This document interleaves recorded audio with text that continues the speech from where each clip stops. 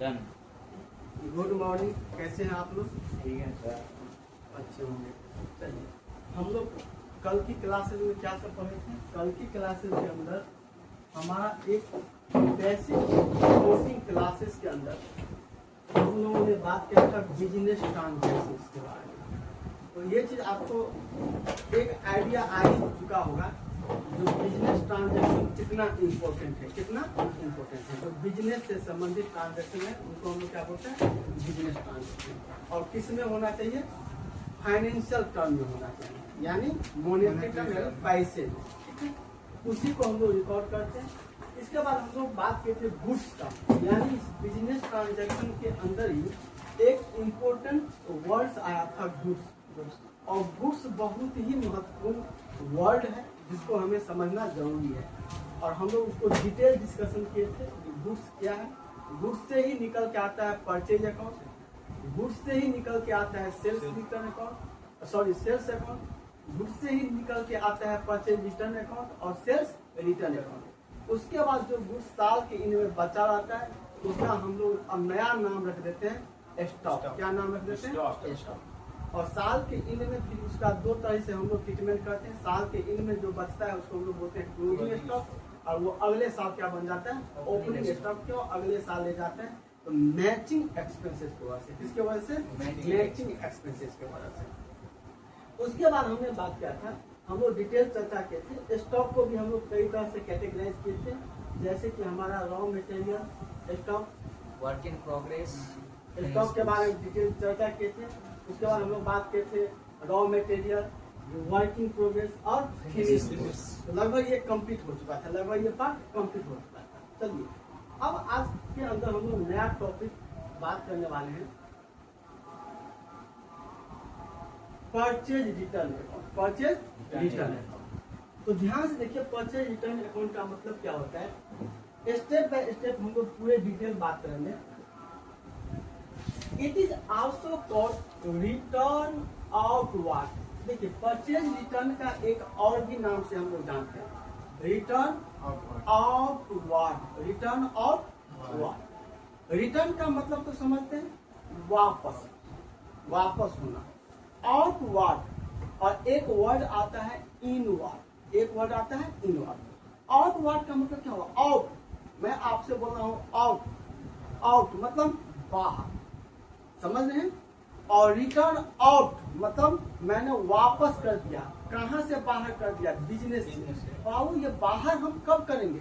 जब हमने परचेज किया होगा। हमने परचेज, जब हमने परचेज किया होगा तब किसी भी प्रॉब्लम के या इशू के वजह से, चाहे वो सामान डिफेक्टिव हो या प्राइस ज्यादा करके भेज दिया हो, या हम जो क्वांटिटी के लिए ऑर्डर किए थे वो क्वांटिटी हमें नहीं मिला, या हम जो क्वालिटी ऑर्डर किए थे वो क्वालिटी नहीं मिला, ऐसी सिचुएशन में हमने क्या किया? जो सामान हमने खरीदा था उस सामान को हमने वापस कर दिया। This is called purchase return. और उसको एक और भी नाम जानते हैं, रिटर्न आउटवर्ड। तो माइंड में सेट कर लीजिए, परचेज रिटर्न तो आसान वर्ड है, इसमें कोई दिक्कत नहीं है। लेकिन रिटर्न आउटवर्ड आपको ये बार बार माइंड में कंफ्यूजन पैदा करता रहता है, इसका मतलब क्या होता है। तो रिटर्न का मतलब तो समझिए, और आउटवर्ड का मतलब बाहर करना। और कुछ भी यदि हम लोग क्वेश्चन रेज करेंगे तो किसके बारे में बात करेंगे? बिजनेस से। किससे संबंधित? बिजनेस से। तो हमने बाहर कर दिया, कहाँ से? बिजनेस से मैंने बाहर कर दिया। तो कब बाहर किया हूँ? जब मैं परचेज किया हूँ, आया है अंदर, उसके बाद मैं बाहर कर रहा हूँ। उसको हम लोग क्या बोलते हैं? परचेज रिटर्न या रिटर्न आउटवर्ड। तो it is also called return outward. Goods purchase में भी रिटर्न। तब ये बताया है किस किस रीजन से हो सकते हैं? फॉर एनी रीजन, कुछ भी रीजन हो सकता है। जैसे मैंने बल्क में ऑर्डर दिया था, वो कुछ ही ऑर्डर में मुझे दे दिया सामान, हमें जरूरत ही नहीं है, हमें ज्यादा सामान चाहिए था, हमने वापस कर दिया। हम दूसरे दुकान से दूसरे सप्लायर को ऑर्डर करेंगे। या हमने जो क्वालिटी ऑर्डर किया था वो क्वालिटी का सामान नहीं मिला, या वो जिस प्राइस पे हमसे कमिटमेंट किया था उस प्राइस पे सामान हमें नहीं भेजा, या हो सकता है सामान डिफेक्टिव हो। क्या हो? डिफेक्टिव हो। तो ये सारे बहुत सारे रीजन हो सकते हैं जिस रीजन की वजह से हमने सामान को वापस कर दिया। अब जब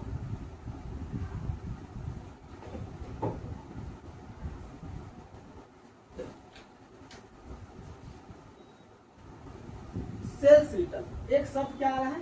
सेल्स रिटर्न।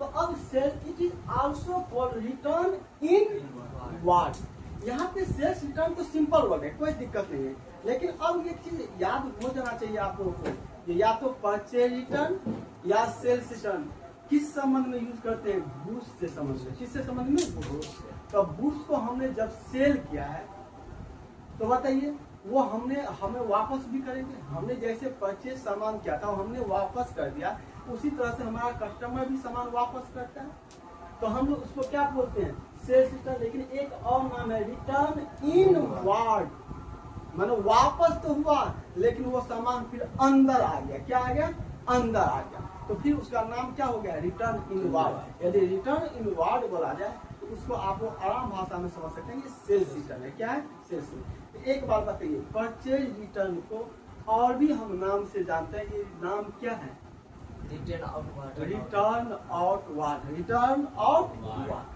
सेल्स रिटर्न को कुछ और भी नाम से जानते हैं, इसको क्या नाम है, रिटर्न इनवर्ड। सारे लॉजिकली कॉन्सेप्ट है, प्रैक्टिकली बेस्ड कॉन्सेप्ट है, कोई रटाने की विषय वस्तु अकाउंटिंग है ही नहीं। चाहे वो कोई भी चीज हो, सब कुछ न कुछ बना है तो कुछ न कुछ उसके पीछे रीजन है, उसके पीछे रीजन है। कुछ वर्ड भी आया है तो उसके पीछे रीजन है।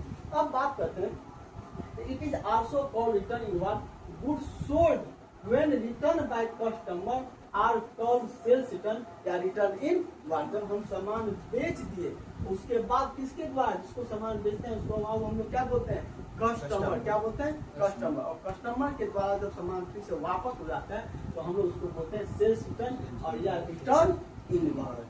ठीक है, चलिए ये कोर्स आपको सिर्फ जॉब देने के लिए ही इम्पोर्टेंट नहीं है। आजकल सेपरेट अकाउंटेंट का वैकेंसी निकलता है, ये समय मैं लिंक आपको भेज दूंगा, इस कोर्स आपको वहां पे भी बहुत ही मदद करने वाला है। आप छोटे मोटे जो भी एग्जामिनेशन सब आते हैं, जैसे जिनका में आया था अकाउंटेंट सबका, यदि आप 6 महीने का कोर्स कर लीजिए तो 100% आपका गवर्नमेंट जॉब पक्का है। इसकी भी गारंटी है। थोड़ा बहुत आपको एक्स्ट्रा नॉलेज बता देंगे, बाकी आप उसका बेस इतना स्ट्रॉन्ग हो जाएगा तो उससे ही आप अच्छा खासा मार्क्स ला सकते हैं। ठीक है, तो इसके लिए पूरे जॉब के लिए ही इम्पोर्टेंट नहीं है, आपके गवर्नमेंट जॉब के लिए भी तैयारी करना चाहते हैं, ये क्लासेस हर तरह से ये आपके लिए इम्पोर्टेंट होने वाला है। अब बात करते हैं सेल्स। तो सेल्स ऑफ गुड्स सब यूज क्या किए हैं, देखिए जब ये हम सेल और परचेज यूज करेंगे ना बिजनेस के अंदर, तो हमेशा याद रखिए गुड्स किसकी बात करेंगे, जब हमने सेल किया, हमने परचेज किया, तो हमेशा एक कॉमन वर्ड समझिए। कॉमन मीन्स सेंटेंस वर्ड, इसका मतलब होता है जो कहीं ना कहीं हमारे गुड्स का परचेज किया या गुड्स का सेल्स किया। अब गुड्स को हम लोग सेल्स किस तरह से कर सकते हैं, तो कैश बेसिस और क्रेडिट बेसिस। ध्यान से देखिए यहाँ पे समझना हमारे लिए जरूरी है। Sales cash basis, credit basis.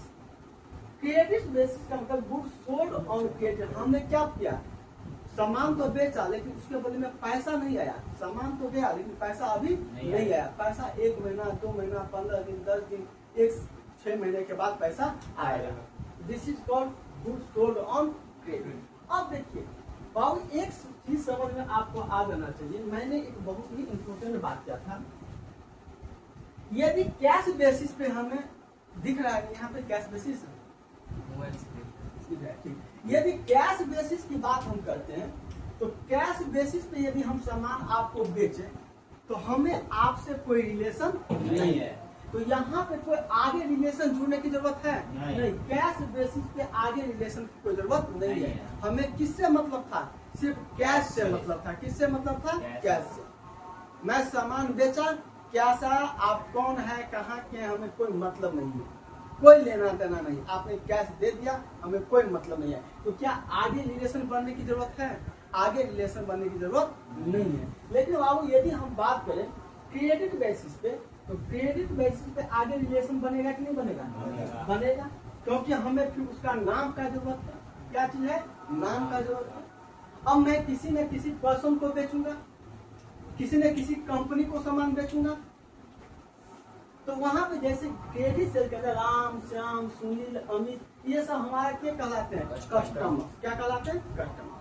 लेकिन अकाउंटिंग जब हम लोग करते हैं तो कस्टमर सब यूज नहीं करते हैं। अकाउंटिंग टाइम में हम लोग कस्टमर सब यूज नहीं करते हैं। बुक में आपको सेंटेंस के अंदर मिल जाएगा, ट्रांजैक्शन के अंदर मिल जाएगा, लेकिन जब रिकॉर्ड करते हैं तो कस्टमर्स के नाम से हम लोग को एक साथ अकाउंट नहीं खोलते हैं। कस्टमर के अंदर राम अकाउंट खोल सकते हैं, Shyam account, Sunil account, Amit account, लेकिन कस्टमर अकाउंट नहीं खोलते।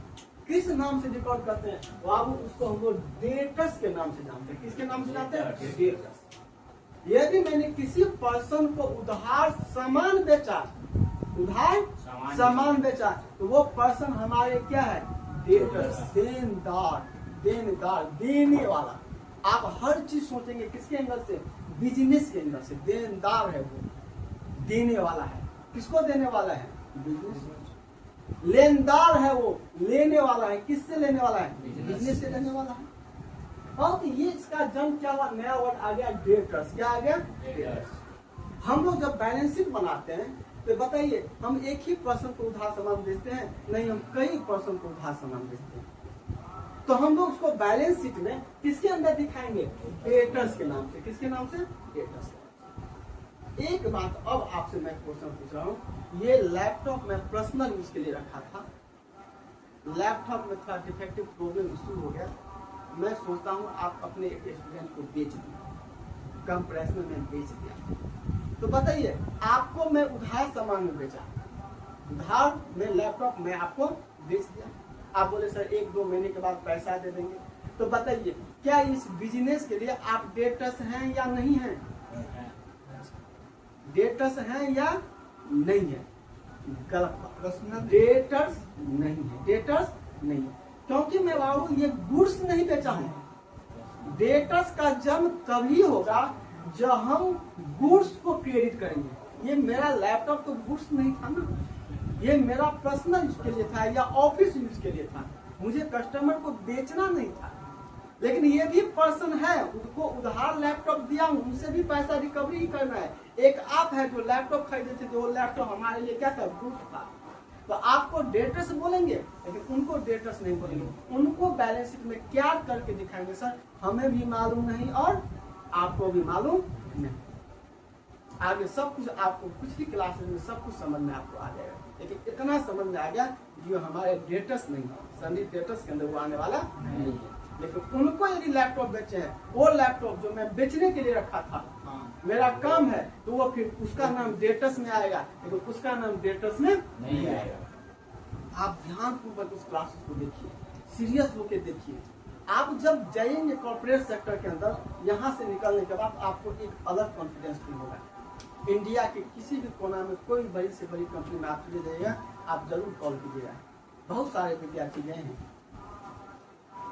तो ये ऐसे नहीं होगा, मेरे बताने से नहीं होगा। आपको कंसिस्टेंसी, आपको रेगुलर क्लास से आते हैं, एक अच्छी बात है, एक अच्छी इंडिकेटर है, और ध्यानपूर्वक सुनते हैं, ध्यानपूर्वक सुनते हैं। तो डेटर्स का मतलब समझ गए। अब एक बात बताइए, डेटर्स का मतलब कुछ एक शब्द और आप लोग सुने होंगे, बिल्स रिसीवेबल। बिल्स रिसीवेबल, इसका जन्म क्यों हुआ? ये कॉन्सेप्ट क्यों आया? बता सकते हैं आप लोग? कुछ सारे ग्रेजुएशन कंप्लीट कर चुके हैं, लगभग कंप्लीट करने वाले ही हैं, तो बता सकते हैं ये डेटर्स का जन्म तो समझ में मैंने समझा दिया। ये डेटर्स कहाँ से सजाया? जब हम लोग क्रेडिट गुड्स सेल करते हैं, क्रेडिट गुड्स सेल करते हैं, जिस कस्टमर का करते हैं उस कस्टमर को हम लोग किस नाम से जानते हैं? डेटर्स के नाम से जानते हैं। लेकिन बिल्स रिसीवेबल का कॉन्सेप्ट कैसे आया? नहीं बता सकते। समझिए कहानी क्या हुआ। आपका नाम? सौरभ जी। मैं किताब का दुकान भी खोला, मान लीजिए सौरभ जी आए, एक किताब लिए, सर हमें एक किताब की जरूरत है, मुझे किताब दे दीजिए। मुझे ठीक है, सौरभ जी को हम जानते हैं, विद्यार्थी है मेरा, कई सालों से पढ़ रहे हैं, सर अभी पैसा नहीं देंगे। ठीक है, कोई बात नहीं, पैसा देंगे तो सौरभ जी कौन है हमें नहीं पता, किसके पॉइंट ऑफ व्यू से? Business of business. लेकिन सर पैसा अभी नहीं है, बाद में दे देंगे। ठीक है, कितने महीने में बाद में दे देंगे? 1 महीने के बाद। ठीक है, कोई बात नहीं, मैंने उसको विश्वास पे पैसा दे दिया। 1 महीने के बाद जब मैंने अपना रजिस्टर देखा तो देखा कि सौरभ जी 500 रुपये का उधार किताब लेंगे, अभी तक पैसा नहीं दिए।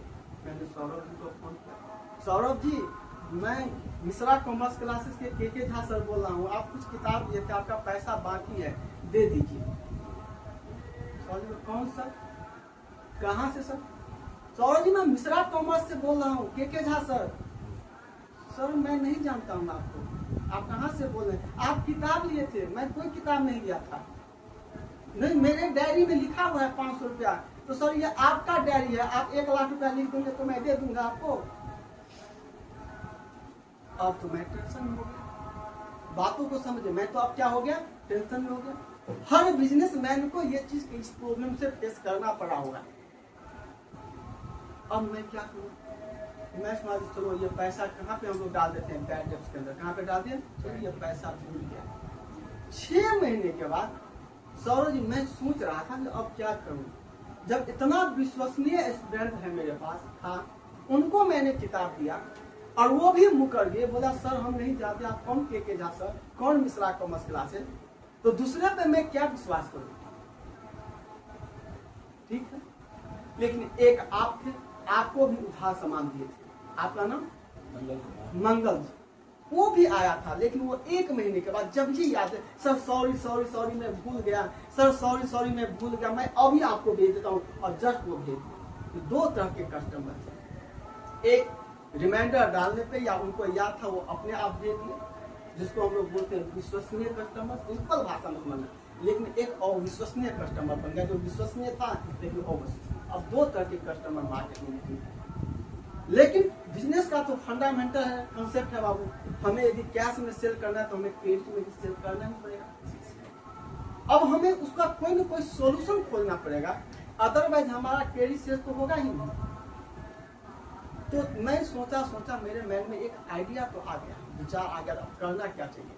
6 महीना के बाद फिर सौरभ जी आए। सौरभ जी को तो मालूम था और समझे सर तो भूल गए, सर तो भूल गए।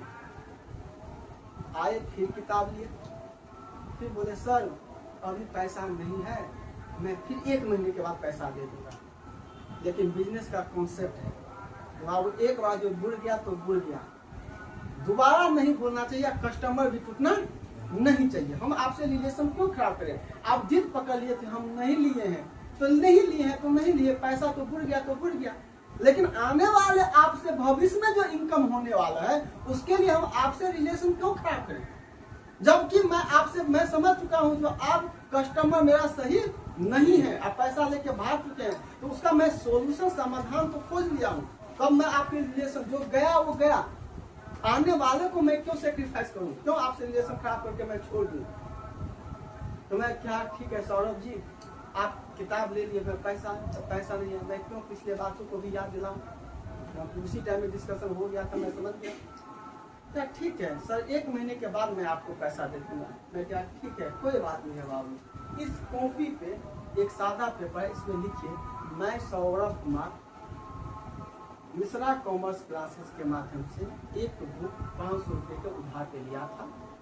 आज से 1 महीने के बाद मैं 500 रुपये पेमेंट करने का वचन देता हूँ, और सौरभ जी से मैं साइन करवाऊंगा। और ये पेपर मैं अपने पास रख लिया। This is called acknowledgement, this is called acknowledgement. तो आप समझ में आए? अब 1 महीने के बाद जब मैं सौरभ जी को फोन कर रहा हूँ, तो इसको हम लोग क्या बोलते हैं, बिल्स रिसीवेबल। क्या बोलते हैं? Bills receivable. जब मैं 1 महीने के बाद सौरभ जी को फोन करता हूँ, सौरभ जी 500 रुपया अभी तक नहीं आया। सर आ रहे हैं आ रहे हैं आ रहे हैं। सौरभ जी को मालूम था, सर मेरे से लिखा के लिए है, सर के पास बहुत बड़ा प्रूफ है। मैं यहाँ पे जाके इस बिल्स रिसीवेबल को बैंक में भी जाके डिस्काउंट कर सकता हूँ। कोर्ट भी उस पर बहुत रिस्ट्रिक्शन होता है, पैसा तो आपको पेमेंट करना ही पड़ेगा, ड्यू डेट पे आपको पेमेंट करना ही पड़ेगा। और आप दौड़ते दौड़ते आए, बताइए मुझे सौरभ जी से पेमेंट लेना है इस या इस पेपर के अगेंस्ट लेना है? पेपर आप सौरभ जी को मैं जानता ही नहीं हूँ, क्योंकि वो मेरा विश्वसनीय कस्टमर नहीं रहा। तो जब वो विश्वसनीय कस्टमर नहीं रहा, तो फिर एक नया जन्म हुआ बिल्स रिसीवेबल का। लेकिन सर एक कस्टमर थे, क्या था, मंगल जी, वो विश्वसनीय कस्टमर थे, उनसे हमें रिटेल में लेने की जरूरत नहीं है। वो फिर दुकान में आए तो क्या हम इसे रिटेल में, तो ये हमारा क्या बन के रह गया? तो हमारे बुक्स में 2 तरह से कस्टमर से पैसा लेना है। एक डेटर्स के नाम पे, जिसको विश्वसनीय कस्टमर आप बोल सकते हैं, और एक बिल्स रिसीवेबल के नाम पे, जो अविश्वसनीय कस्टमर बोल सकते हैं, जो धोखा किया। तो अब ना मेरा अब रिलेशन आपसे खराब हुआ, आप भी खुश हम भी खुश, और टाइम पे आप दौड़ते दौड़ते आए और हमें पैसा दिए। आप मुकर नहीं सकते, उसमें इतना ताकत है, मैं इसका पावर बताऊंगा कभी सेपरेट इंस्ट्रूमेंट एक्ट होता है, ठीक है। तो चलिए, तो बिल्स रिसीवेबल का मतलब समझ में आ गया। डेटर्स का मतलब ही, तो डेटर्स का जन्म किससे होता है? क्रेडिट सेल से, क्रेडिट सेल से। और उस डेटर से फिर क्या बनता है? Bills receivable. तो क्या सारे हमारे जो भी कस्टमर है उससे मैं बिल्स रिसीवेबल ले सकता हूँ? नहीं। जो विश्वसनीय है उससे हमें नहीं लेने की जरूरत है, तो वो सिर्फ कहाँ पे आ जाएंगे? डेटर्स के अंदर। और जो विश्वसनीय कस्टमर नहीं है उससे एक हम रिटर्न एक्नॉलेजमेंट लेते हैं, उसको हम लोग क्या बोलते हैं? Bills receivable. अब बताइए, जब हमें ये दोनों पैसा लेना है इसके अगेंस्ट, तो अब ये क्या होगा? सर मालूम नहीं, लेकिन समझ लीजिए, तो जब हमें किसी से पैसा लेना होता है किसी माध्यम से, तो वो एसेट होता है। क्या होता है? एसेट। डेटर्स हमारा क्या होगा? एसेट होगा। बिल्स रिसीवेबल भी होगा, क्या होगा? लेकिन अब क्वेश्चन होता है कि ये अकाउंट कौन सा है? तो हम लोग जब अकाउंट की बात करेंगे तो वहां पे फिर डिटेल चर्चा करेंगे, ये हमारा रियल अकाउंट है या रिप्रेजेंटेटिव पर्सनल अकाउंट है या कौन सा अकाउंट है, हम लोग डिटेल डिस्कशन करेंगे। अभी अकाउंट की नेचर हम लोग नहीं जानते, और जानने का प्रयास करते हैं। तो बताइए, यहाँ तक कोई दिक्कत? एक चीज समझ में आया आपको? डेटर्स, तो डेटर्स का मतलब debtors is a person to whom firm has sold goods. Sold goods क्या बेच रहा है? क्या क्या बेच रहा है?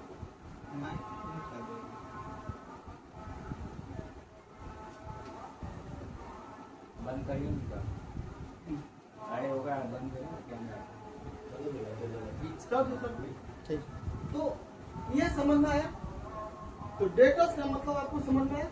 तो debtors is a person to whom firm has sold goods. Goods sold होना चाहिए, न कि आप जो अपने पर्सनल यूज के लिए सामान रखे हैं, आप लैपटॉप रखे हैं, बिजली रखे हैं, तो वो डेटर्स नहीं कहलाएगा। क्या कहलाएगा? हमें मालूम, आगे की क्लास में हम समझेंगे। और सर्विसेज, चाहे वो सर्विस भी उधार आप दे सकते हैं, ठीक है। ऑन क्रेडिट, किस बेसिस पे? क्रेडिट बेसिस पे। In ordinary course of business, बहुत ही महत्वपूर्ण लाइन है, in ordinary course of business. जो आपका साधारणतः बिजनेस है, सामान्यतः जो आपका बिजनेस है, आपका बिजनेस क्या है? लैपटॉप का खरीदना या बेचना। तो उस बिजनेस के अंदर जिसको यदि आपने क्रेडिट बेसिस पे सामान दिए हैं, उसको हम लोग क्या बोलते हैं? Debtors.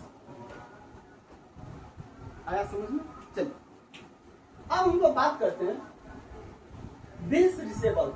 It means A bills of exchange accepted by A debtor, the amount which will be received a specified date।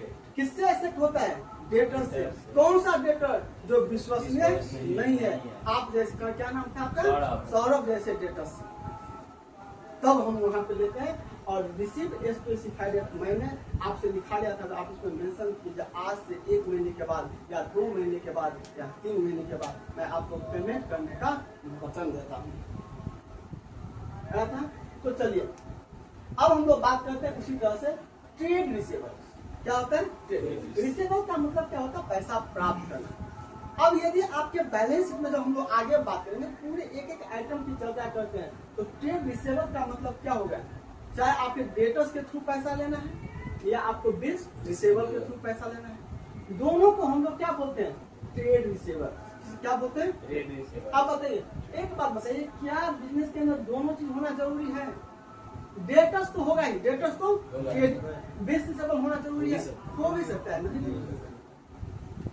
सभी नहीं। तो ये या तो बिल्स रिसीवेबल भी हो सकता है, एक ही 2 कस्टमर है लेकिन वो ऐसा है जो विश्वसनीय नहीं है। हो सकता है कोई भी उधार सामान जो खरीदा था वो एक माह तक पेमेंट कर दिया, तो डेटर से बचे भी ना। लेकिन जनरली प्रैक्टिकल लाइफ में ऐसा होता है नहीं। बिल्स रिसीवेबल कभी कभी लेकिन रहता है, तो रहेगा ही बिल्स रिसीवेबल। तो डेटर्स प्लस बिल्स रिसीवेबल दोनों में से कोई भी हो तो हम लोग किस हेडिंग के अंदर डालेंगे? ट्रेड रिसीवेबल्स के अंदर। किसके अंदर? Trade receivables. अब हमें बिजनेस में लोगों से कितने पैसा लेना है समझने का मतलब ये हुआ। ट्रेड रिसीवेबल का मतलब क्या हुआ? बिजनेस में हमें लोगों से पैसा कितना लेना है। चलिए, इसमें कोई दिक्कत पाऊँ आप लोगों को? अब उसी तरह से कॉन्सेप्ट आता है परचेज। क्या इसका? कैश बेसिस या क्रेडिट बेसिस। परचेज भी हम लोग कितने तरह से कर सकते हैं? दो तरह से कर सकते हैं, कैश बेसिस और क्रेडिट बेसिस। बताइए कैश बेसिस यदि हमने परचेज किया आगे कोई रिलेशन कोई मतलब नहीं, कैश दे दिया। बहुत सारे हम लोग सामान परचेज करते हैं, कहीं जाते हैं घूमते फिरते हैं, खाए पिए कैश में दिया है, कोई मतलब नहीं कौन कहाँ का है, तो आगे का कोई रिलेशन का कोई जरूरत है ही नहीं। लेकिन जब हम क्रेडिट बेसिस पे सेल करते हैं तो फिर आगे की रिलेशन की जरूरत है कि नहीं है? है, आगे की रिलेशन की जरूरत है। और क्रेडिट का जब कहता है इसका मतलब क्या है? It goods have been purchase on credit from suppliers. हम सामान बेचते हैं उसको कस्टमर्स बोलते हैं, लेकिन जिससे सामान परचेज करते हैं उसको लोग सप्लायर्स के नाम से जानते हैं। अब कहते हैं इसको हमको दो क्रेडिटर्स। क्रेडिटर्स कब होगा? जब हम किसी से सामान परचेज करते हैं उसको हम बोलते हैं क्रेडिटर्स। लेनदार, लेने वाला है, लेने वाला, देने वाला नहीं, लेने वाला है। और जो लेने वाला होगा बाबू ये हमारे लिए लायबिलिटी होगा। क्या होगा? पूरे डिटेल बात करेंगे। अब बताइए वो क्रेडिटर्स जैसे हम सौरभ जी से लिखा लिए तो वैसे जिससे हम परचेज किए थे सप्लायर को, हो सकता है उसके नजर में मैं भी विश्वसनीय उनके लिए कस्टमर न हूँ, तो वो भी मेरे एक पेपर लव लेटर जिसको बोलते हैं वो थमा दिए, अब बोले उस पर लिखो और साइन करो, हमें तो उनमें पे हमें कोई विश्वास नहीं है। तो उनके अंदर में भी हो सकता है, यानी हमारे बुक्स में भी हो सकता है, एक क्रेडिटर्स भी हो सकते हैं जो रिटर्न में नहीं लिखा है, रिटर्न में नहीं लिखा है। अब आओ जब वो रिटर्न में लिखा लिया तो फिर हम किस नाम से रिकॉर्ड करेंगे अपने बुक्स में? बिल्स पेबल के नाम से। हमें उस पेपर का नाम लिखना पड़ेगा, तो उस पेपर के अगेंस्ट हमें पैसा रिसीव करना है या पेमेंट करना है? पेमेंट करना है। रिसीव करना है तो बिल्स रिसीवेबल, और बिल पेमेंट करना है तो बिल्स पेबल। समझ में आया?